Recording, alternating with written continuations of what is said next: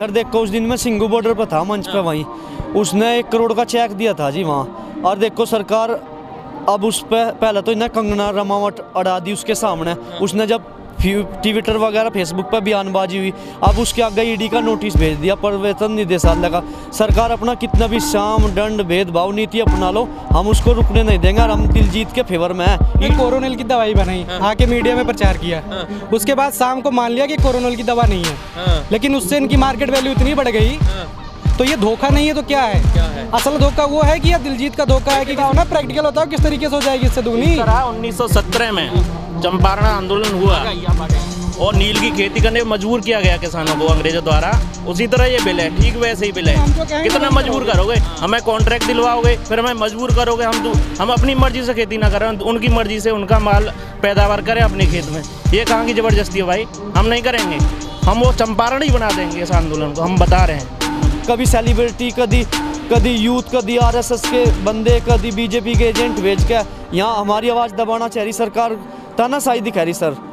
दिलजीत एक बहुत ही बढ़िया सिंगर है और वो डाउन टू अर्थ पर्सन है। वो उन्होंने, आपको पता ही होगा, शुरू में उन्होंने 1 करोड़ से ज़्यादा पैसे डोनेट भी किए हैं किसान भाइयों के लिए। और वो उनकी हमेशा सोशल मीडिया पर हमेशा ट्विटर पे ट्वीट करते रहते हैं किसानों के हक़ में, और वो हमेशा किसानों के साथ खड़े हैं। और वैसे भी बहुत अच्छे आदमी है वो, मतलब अच्छे काम करते रहते हैं। जो मैं सरकार से निवेदन करूंगा, मुझे एक दिन के लिए प्रधानमंत्री बना दे। इनकी सारी फाइल है ना, ईडी के नोटिस, सीआईडी, सीबीआई, सब के नारकोटिक्स विभाग के मैं इनके पास भेज दूंगा और जी पता चलेगा इन्हें क्या होगा।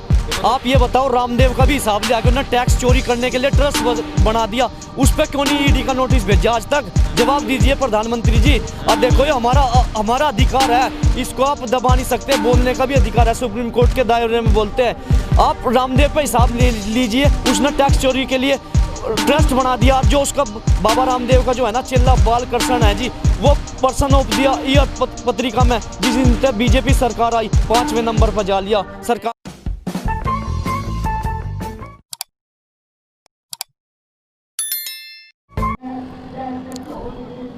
नमस्कार, मैं तेजिंदर और आप देख रहे हैं नेशन टाइम। दलजीत दोसांझ को जिस तरह से अब नोटिस ईडी का मिल गया है और तमाम जो जांच एजेंसियां हैं उनके टैक्स चोरी को लेकर अपनी जांच शुरू कर चुकी हैं, लेकिन इस दलजीत दोसांझ के फेवर में अब यूथ भी खड़ा हो गया है। खासकर वो यूथ जो किसान आंदोलन से जुड़ा हुआ है और किसान आंदोलन में अपनी भरकस पूरी जो सहभागिता है वो दे रहा है। अब ऐसे में हमारे साथ एक युवा हैं देवी सिंह, काफ़ी सोशल मीडिया पर एक्टिव हैं और सोशल मीडिया पर अपनी बयानबाजी को लेकर मुखर तरीके से सामने आते रहे हैं। दलजीत को लेकर वो अपनी कुछ राय रखेंगे, हम उनसे जानेंगे।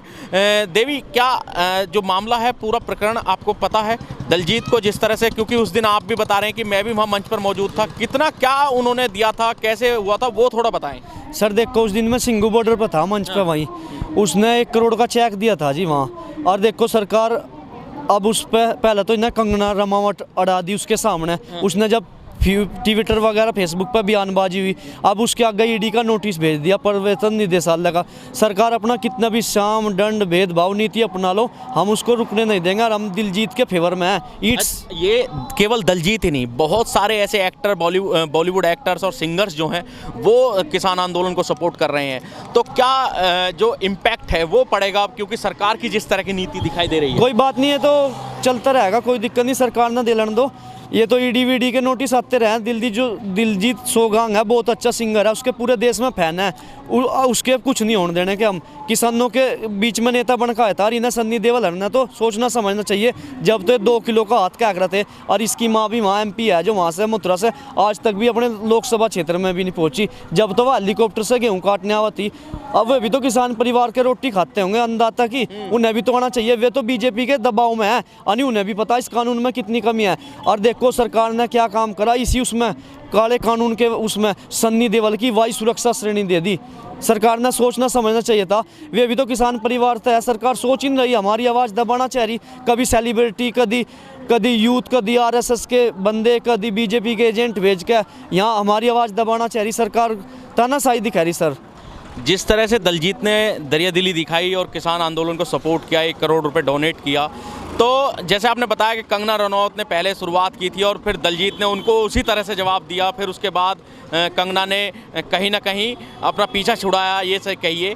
और अब इस तरह की जो घेरबंदी जो सरकार ने शुरू की है दलजीत दोसांझ को लेकर, अगर कोई डोनेट करना चाहेगा भी तो उसके लिए बड़ी मुश्किल सी पैदा होगी। वो एक अपने दिमाग में एक डर जरूर रखेगा कि इस तरह का मुझे नोटिस ना मिल जाए, इस तरह की मेरे साथ जो है एजेंसियां ना लगा दी जाए मेरे साथ। नहीं, ऐसे कोई दिक्कत नहीं। देखो, किसानों के बीच में कोई भी डोनेशन देगा हम उसका सम्मान करेंगे, हमारे पास रिकॉर्ड भी है किसानों के पास, ऐसी कोई बात नहीं। नोटिस दे लेने दो, ये तो देख लो इन्हें क्या काम कर रखा, बिना मुकदमे के तारीख पर तारीख दे रही सरकार देख लो, ये तो आप भी देख रहे होंगे, बिना मुकदमा दायर रख दी सुप्रीम कोर्ट में, तारीख पर तारीख लगने लग रही। ये तो सन्नी वाला डायलॉग वो पूरा कर दिया। और एक और निवेदन है, वो आपने एक फिल्म देखी होगी पत्रकार बंधु, कल नायक फिल्म, वो उसमें एक दिन के लिए वो सीएम बना कर अनिल कपूर। मैं सरकार से निवेदन करूंगा, मुझे एक दिन के लिए प्रधानमंत्री बना दे। इनकी सारी फाइल है ना, ईडी के नोटिस, सीआईडी, सीबीआई, सब के नारकोटिक्स विभाग के मैं इनके पास भेज दूंगा और जी पता चलेगा इन्हें क्या होगा। तो मतलब एक दिन के लिए प्रधानमंत्री आपको बना देंगे। तो जब एक नायक फिल्म में जब एक दिन देख चुके हैं तो कोई ऐसी गलती दोबारा करेगा क्या? नहीं, फिर तो बिल्कुल भी नहीं करना। रियलिटी में, रियल लाइफ में उनकी सारी फाइल है ना जो दबी पड़ी, वे पुरानी सारी उखड़ जाएगी, फिर वो अच्छा काम करेगा। अच्छा जी। अच्छा, जो आज ये जो चीज़ें सारी आ रही हैं सामने, दलजीत के नोटिस मिला, दलजीत के साथ जो है अब ये बताया जा रहा है कि भैया इन्होंने टैक्स चोरी की थी जी। टैक्स चोरी की याद अब आई है इन्होंने जब इन्होंने 1 करोड़ रुपए दान कर दिया जी।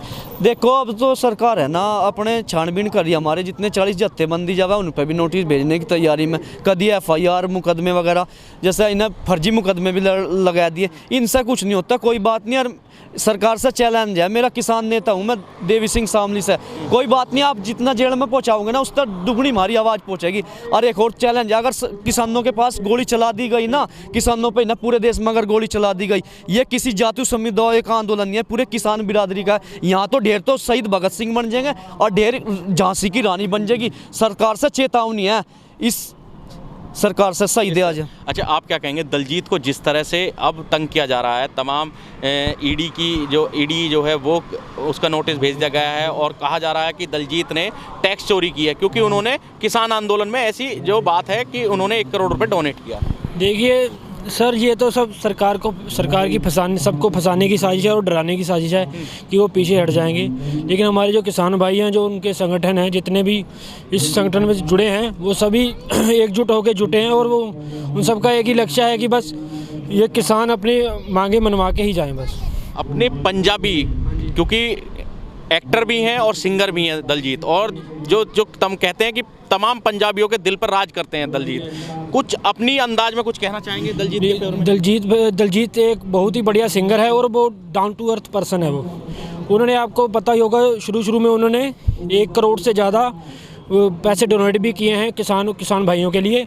और वो उनकी हमेशा सोशल मीडिया, वो हमेशा ट्विटर पे ट्वीट करते रहते हैं किसानों के हक में, और वो हमेशा किसानों के साथ खड़े हैं। और वैसे भी बहुत अच्छे आदमी हैं वो, मतलब अच्छे काम करते रहते हैं। जो सभी भाइयों ऐसा गीत मतलब जो याद हो दलजीत का, या कुछ गुनगुना के अभी कुछ कहना चाहें दलजीत के फेवर करते हैं? उनके तो सारे गीत अच्छे हैं। तो वैसे एक गीत था, मुझे याद नहीं आ रहा अपना, अब याद नहीं आ रहा इस टाइम को। आप बताइए, आप दलजीत को जिस तरह से परेशान किया जा रहा है, अब क्या कहेंगे कि मदद करना गुनाह हो गया अब तो किसानों को? जी देखिए, सरकार का सरकार की जितनी भी एजेंसियां हैं वो उनकी हैं, वो सब कुछ छीन सकते हैं लेकिन स्वतंत्रता नहीं छीन सकते, हमारी फ्रीडम नहीं छीन सकते। जो हमारा अधिकार है वो हम लेके रहेंगे, कितना भी ईडी के छापे पड़वा ले, सीबीआई लगाते, कुछ भी कर दे, लेकिन अपने अधिकार हम मांग के रहेंगे। आप क्या कहेंगे दलजीत के फेवर में? अब तमाम युवा भी जो है, खासकर जो किसान आंदोलन को सपोर्ट कर रहे हैं, वो खड़ा हो गया है, तो अब सरकार दलजीत को अकेला न समझे? नहीं, हम सब दलजीत के साथ खड़े हैं, दिलजीत जी भी हमारे साथ खड़े हैं। वो तो आम आदमी की तरह काम कर रहे हैं, यहाँ सब आके किसान खड़े हैं, वो मदद कर रहे हैं सबकी। लेकिन सरकार को तब याद आया कि वो टैक्स चोरी कर रहे थे, और ये तो आवाज़ दबाने का एक तरीका है, बना रखी है। ये आवाज़ दबाने का तरीका है। सरकार खुद को तानाशाह समझ रही है, खुद को कि हम किसी को भी डरा देंगे, धमका देंगे। पीछे अपना सोशल मीडिया पे पोस्ट भी डाली थी सर्टिफिकेट की कि वो हर साल अपना टैक्स पूरा भरते हैं। ऐसी कोई बात नहीं है, ये वो सरकार के जुमलेबाजी हैं, किसी को नीचा करना कि वो किसानों की मदद कर रहे हैं, उन्हें नीचा दिखाना है। तो सरकार की तो बस यही है कि ये एक माहौल बनाने की। हाँ, देखो, सरकार से एक निवेदन है, माननीय प्रधानमंत्री नरेंद्र मोदी जी, आप तो दिलजीत दोसांझ की बात कर रहे, जो सिंगर है, आप किसानों के बीच ना हमारे समर्थन देने के लिए आए, उन्हें बेचारे ना फीस दी, जितने भूखे आदमी हैं। आप ये बताओ, रामदेव का भी हिसाब लिया कि उन्हें टैक्स चोरी करने के लिए ट्रस्ट बना दिया, उस पर क्यों नहीं ईडी का नोटिस भेजा आज तक? जवाब दीजिए प्रधानमंत्री जी। और देखो, ये हमारा अधिकार है, इसको आप दबा नहीं सकते, बोलने का भी अधिकार है, सुप्रीम कोर्ट के दायरे में बोलते हैं। आप रामदेव पे हिसाब लीजिए, उसने टैक्स चोरी के लिए ट्रस्ट बना दिया, और जो उसका बाबा रामदेव का जो है ना चेला बालकृष्ण है जी, वो पर्सन ऑफ द ईयर पत्रिका में जिस दिन तक बीजेपी सरकार आई 5वें नंबर पर जा लिया, सरकार ने उस पर भी नंबर पर जा लिया। रामदेव को भी घेर लिया है अब तो लोगों ने। इन्होंने कोरोनिल की दवाई बनाई, आके मीडिया में प्रचार किया, उसके बाद शाम को मान लिया कि कोरोनिल की दवा नहीं है, लेकिन उससे इनकी मार्केट वैल्यू इतनी बढ़ गई। तो ये धोखा नहीं है तो क्या है? असल धोखा वो है कि ये दिलजीत का धोखा है कि किसानों की मदद करना है। गई थी शाम को ही। हाँ, क्यों सरकार ने क्यों देख लीजिए लिया था पूरा बन गया था कि भाई इन्होंने कैसे जांच कर ली, कैसे किस लेबोरेटरी में इन्होंने कोरोनिल का टेस्ट किसके ऊपर प्रयोग किया, कहाँ किया, लेकिन आगे कह दिया कोरोनिल दवा है कोरोना की। वो बिक्री हो गई 40 लाख, उसके किट बिक गए पहले दिन। ये धोखा था कि नहीं था लोगों के साथ? अब तो इनके प्रोडक्टों में मिलावट आ रही है। अब पीछे से पता नहीं कौन सा शहद था, पता नहीं किसमें इनकी मिलावट आ गई, लेकिन सरकार जांच नहीं करवा रही, क्योंकि इनके जितने प्रोडक्ट हैं सब में 10-20-30 से ज़्यादा % तो मिलावट होती ही होती है। वो पीछे से भी साबित मैंने नेट पे पढ़ा था, तो इनके किसी प्रोडक्ट में मिलावट थी। हमारा सिक्का सिक्का और दूसरे का सिक्का खोटा। हाँ जी, देखो अब तो इनकी आपस में बहसबाजी भी होने लगी। जो हमारे प्रधानमंत्री है माननीय नरेंद्र मोदी जी, विदेशी तो कोरोना वैक्सीन तो मंजूरी दे दी, स्वदेशी तो नहीं।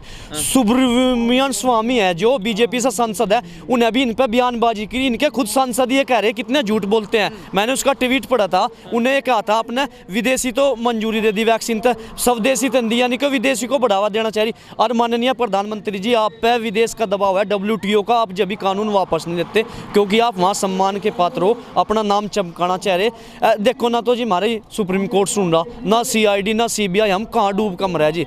ये किसान सड़कों पर लौट रहा, 62 मौत हो रही है हर 16 घंटे में, उसका जवाब कौन देगा? बिना तारीख मुकदमा हो रहा दायर मेरे पे, हम कहाँ डूब कर जावे जी। मोदी जी ने किसी को जुबान दे रखी है क्या कि ये कानून के बारे में हम सुनेंगे नहीं किसी की? लगता है ऐसे ही जिस तरह से तारीख वही तो, अगर इतना ही अच्छा इतनी भी बात, मतलब 8 चरण की बात हो चुकी है सरकार से, लेकिन किसी भी बातचीत में ये साफ नहीं कर पाए हैं बीजेपी के जितने भी नेता हैं या बीजेपी का जो भी वहाँ रिप्रेजेंटेटिव है वह सरकार का, वो ये नहीं तय कर पाया कि वाकई में ये कानून वापस हो सकते हैं। ये मेरे पास कानून की 3 प्रतियां हैं। इसमें आप समझा ही नहीं सकते कि इसमें कैमरे पे दिखाइए। इसमें 10 मुझे फायदे कोई गिना दे, मैं इस कानून का विरोध छोड़ के चला जाऊंगा। इस कानून के बारे में 10 मुझे फायदे बना दे कि इसका ऐसे ऐसे फायदा होगा, किसान ऐसे ऐसे मालामाल हो जाएंगे, किसान की आय बढ़ जाएगी, मैं चला जाऊंगा आंदोलन खत्म करके, सारे किसान भाई चले जाएंगे। लेकिन 20 से ज़्यादा संशोधन करने के लिए तैयार हैं, तो कानून गलत है इसलिए संशोधन करने के लिए तैयार हैं। ये कानून पूरा गलत है, थोड़ा नहीं। इस कानून की जरूरत ही क्या है? जरूरत ही नहीं है हमें। वो तो कह रहे हैं कि हमने बहुत अच्छा कानून बताया, इससे किसानों की आय जो दुगनी हो जाएगी। हाँ, किस तरीके से हो जाएगी? वो तो कह रहे हैं भाई, हमें बताओ ना, प्रैक्टिकल बताओ किस तरीके से हो जाएगी इससे दुगनी। 1917 में चंपारण आंदोलन हुआ और नील की खेती करने पर मजबूर किया गया किसानों को अंग्रेजों द्वारा, उसी तरह ये बिल है, ठीक वैसे ही बिल है। कितना मजबूर करोगे? हमें कॉन्ट्रैक्ट दिलवाओगे, फिर हमें मजबूर करोगे हम अपनी मर्जी से खेती ना करें, उनकी मर्जी से उनका माल पैदावार करें अपने खेत में। ये कहाँ की ज़बरदस्ती है भाई? हम नहीं करेंगे, हम वो चंपारण ही बना देंगे इस आंदोलन को, हम बता रहे हैं चंपारण ही बना देंगे। जाहिर तौर पर एक गुस्सा भी है यहाँ पर आए किसानों के अंदर, और जो दलजीत दोसांझ है उनको लेकर भी मुखर तरीके से जो युवा है वो सामने आ रहा है। और दलजीत दोसांझ को ये खुशी करने वाली बात है, क्योंकि उनके साथ तमाम जो किसान आंदोलन में युवा आ रहा है और जो लोग हैं, जो उनके प्रशंसक हैं, वो उनके साथ खड़े नजर आ रहे हैं। गाजीपुर बॉर्डर से तेजिंदर सिंह, नेशन टाइम।